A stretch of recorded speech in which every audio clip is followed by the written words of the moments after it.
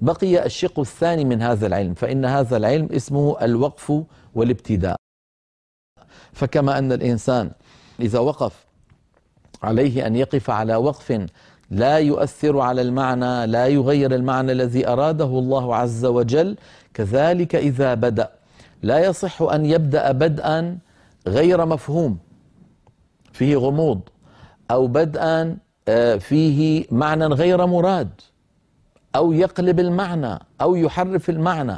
فهذا الأمر موضوع البدء سوف نبينه في هذا. وقد ذكره الجزري رحمه الله بقوله: وبعد تجويدك للحروف لا بد من معرفة الوقوف والابتداء. هكذا قال: لا بد من معرفة الوقوف والابتداء. فبين أيضا بأنه لا بد من معرفة الابتداء، أي معرفة كيف يبدأ الإنسان. لكن هنا نلاحظ شيء أيها الإخوة، لما تكلمنا على الوقف قلنا بأن الإنسان لما يقف قد يقف اختياريا، أو يقف اختباريا، أو يقف اضطراريا. هذا في الوقف. ما الذي يجعله يضطر؟ ضيق النفس، النسيان، إلى آخره. لكن الإنسان لما يبتدئ يبتدئ اضطراريا، ما أحد يبدأ الكلام مضطرا. من يبدأ هو واحد من اثنين: إما أن يبدأ بدءا اختياريا، هو حر مختار، بدأ هذه التلاوة، بدأ هذا المقطع القرآني، وإما أن يكون بدءا اختباريا، بأن يقول له أستاذه: كيف تبتدئ بكلمة كذا، ولو كان البدء بها يعني لا يصح، لأن البدء بها مثلا بدء قبيح كما سيأتي معنا من أنواع البدء. لكن هناك شيء بدء اختباري للمعرفة، للاطلاع، العرب كيف تفعل في مثل هذا الموضع لو بدأوا. إذن البدء أيها الإخوة في القرآن العظيم بدءان: إما بدء اختياري يبدأ به القارئ حرا مختارا، أو بدءا اختباريا. طيب، نأتي إلى القسم الأول، وهو البدء الاختياري الذي يبدأ به الإنسان بحريته واختياره. هذا الذي يبدأ بمقطع قرآني واحد من اثنين: إما أن يبدأ بدءا لم يسبقه تلاوة، يعني نسميه بدء حقيقي. إنسان مثلا يصلي إماما، أنهى الفاتحة وأراد أن يبدأ، هذا البدء لم يسبقه تلاوة، لم يسبقه تلاوة من المقطع ذاته، سبقته سورة الفاتحة، والفاتحة كل مستقل. لكن الآن لما يبدأ بدء نسميه بدء حقيقي. إنسان يقرأ في حلقة أو في مجلس طلب منه أن يقرأ شيء من القرآن، فعندما يقرأ هذا البدء أول ما يبدأ يسمى هذا البدء بدء حقيقي. ماذا يقابل البدء الحقيقي؟ يقابله البدء الإضافي. البدء الإضافي هو بدء ولكن بالإضافة إلى غيره. معناها الإنسان كان يقرأ ثم وقف لانتهاء الآية، للتنفس، للراحة، ثم أراد أن يبدأ، فهذا البدء الذي سبقه تلاوة نسميه بدء إضافي. نعود إلى البدء الحقيقي. أما البدء الحقيقي الذي لم يسبقه شيء، فهنا عندنا بدء جائز وبدء غير جائز.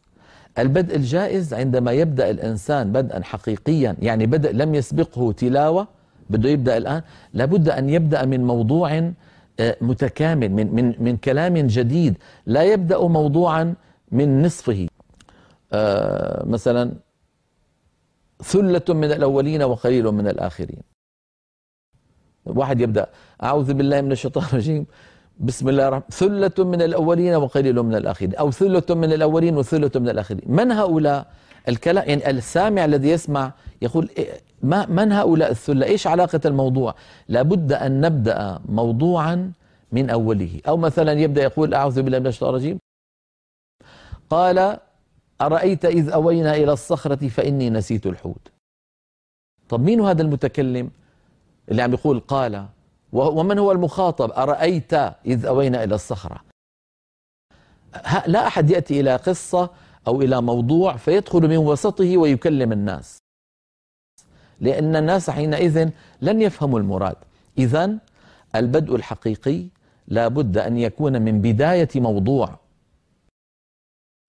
كان يقول مثلا كما كنا نتكلم في قصة موسى والخضر، يقول وإذ قال موسى لفتاه لا أبرح حتى أبلغ مجمع البحرين أو أمضي حقبا. يبدأ الموضوع من أوله حتى السامع يفهم.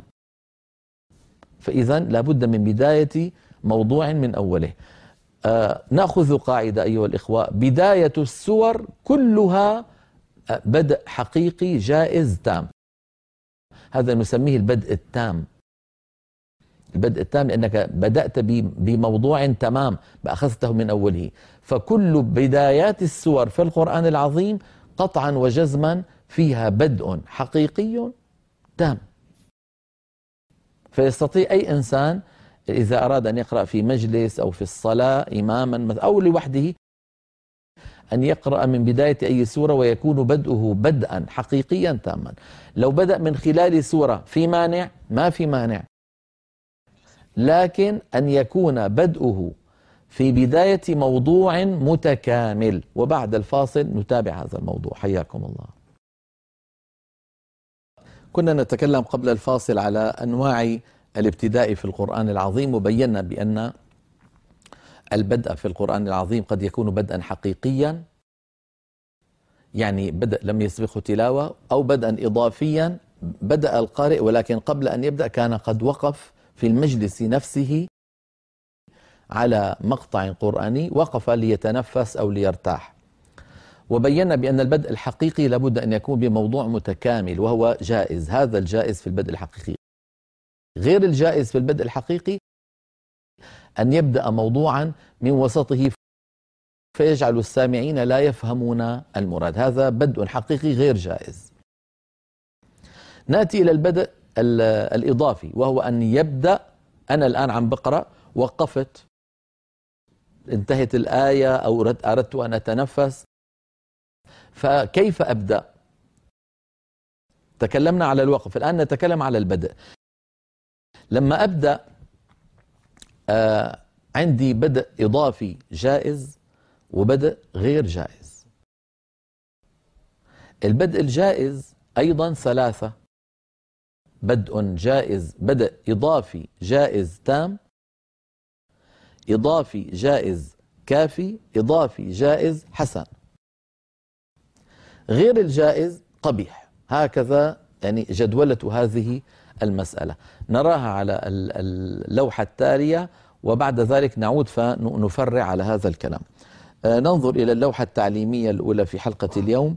قول إمامنا الجزري رحمه الله في البيتين 73 و74: وبعد تجويدك للحروف لا بد من معرفة الوقوف والابتداء، وهي تقسم إذن ثلاثة: تام وكاف وحسن.